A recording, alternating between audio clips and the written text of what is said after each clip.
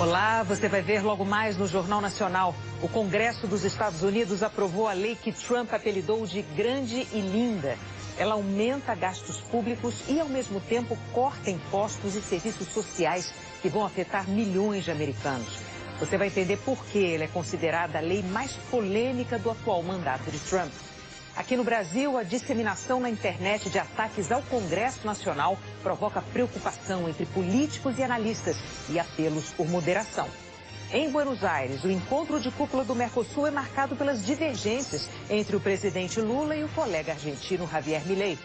E você vai conhecer o perfil das brasileiras que escolheram estar no primeiro alistamento militar feminino do país.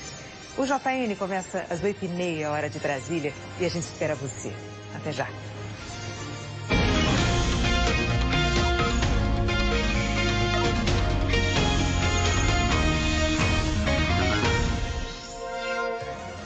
Muito boa noite para você. A Polícia Militar começou hoje uma operação para coibir e tentar prender os autores dos ataques covardes a ônibus da capital e também na região metropolitana.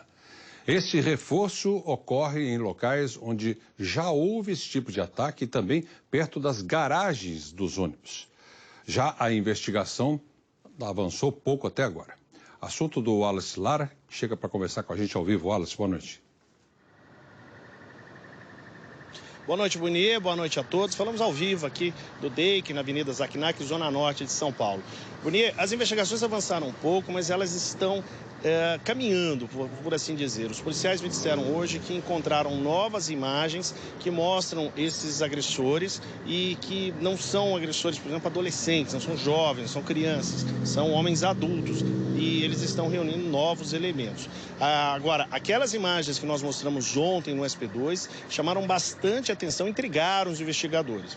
Sobre a operação da Polícia Militar, o grande teste dela vai acontecer nas próximas horas. Isso porque os ataques aqui na capital não aconteceram durante a tarde. A maior parte deles aconteceram à noite. Então, o desafio vai ser nas próximas horas para essa operação.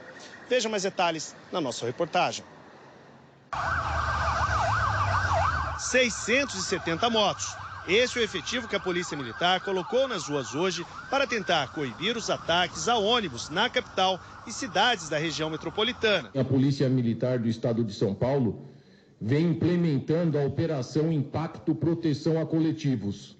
São 3.641 viaturas, 7.890 homens nessa operação, através de áreas de interesse de segurança pública, direcionando o nosso plano de policiamento inteligente em conjunto com a Polícia Civil para que consigamos realizar pontos de estacionamento e também saturação em áreas previamente determinadas.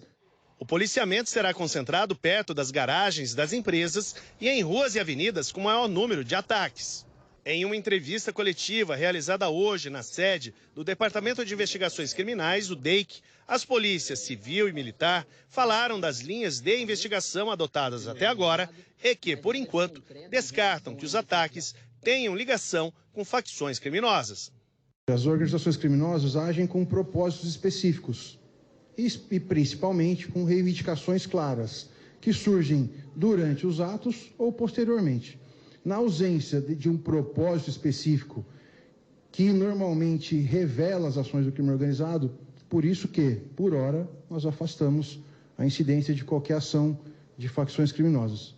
Por isso que eu disse por hora. A investigação ainda vai prosseguir, mas pelos padrões e por uma ausência de propósito específico, hoje a gente enxerga dessa maneira. Mas é como eu disse, é hoje. Apesar das autoridades policiais, nesse momento, descartarem oficialmente a presença de facções criminosas nos atos contra os ônibus, nada é descartado pelos investigadores. Isso porque alguns detalhes intrigam.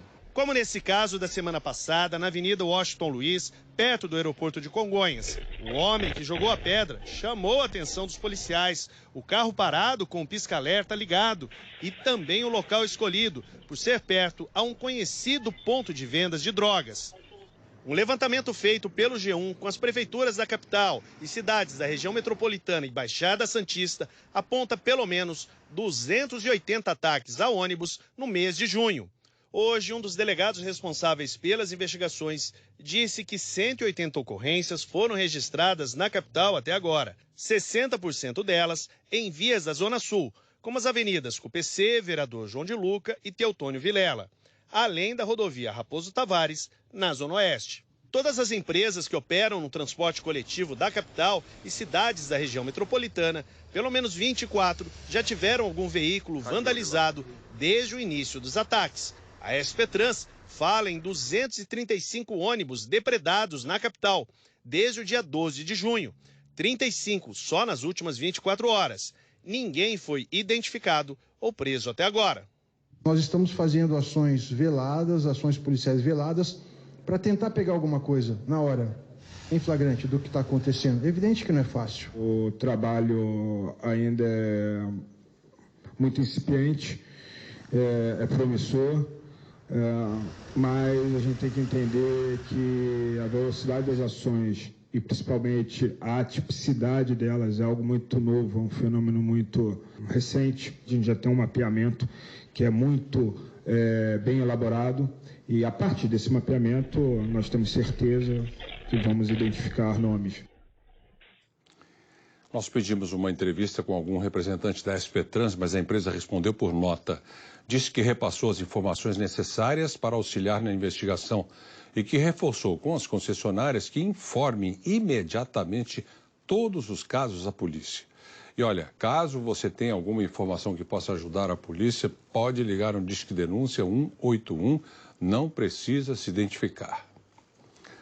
A Escola Municipal de Educação Infantil Marcílio Dias, na Moca, na Zona Leste, está às escuras, sabe há quanto tempo? 2 semanas. O motivo? Roubo de fios da rede elétrica. Um problema que revela a falta de segurança e que afeta diretamente crianças, professores e funcionários. Você acompanha agora os detalhes com Jean Vitor Dias. Eu estou em frente à Escola Municipal de Ensino Infantil Marcílio Dias, na Moca. Ela fica perto aqui da Radial Leste e os pais contam que há 2 semanas ela está com um problema na rede elétrica por causa de invasões, de uma sequência de furtos de fios por aqui. Para você ter uma ideia, esse MEI fica no complexo do Clube da Moca, dividindo o mesmo quarteirão com a própria subprefeitura da Moca. Invadiram a escola, roubaram a fiação, a diretoria mandou arrumar, arrumou.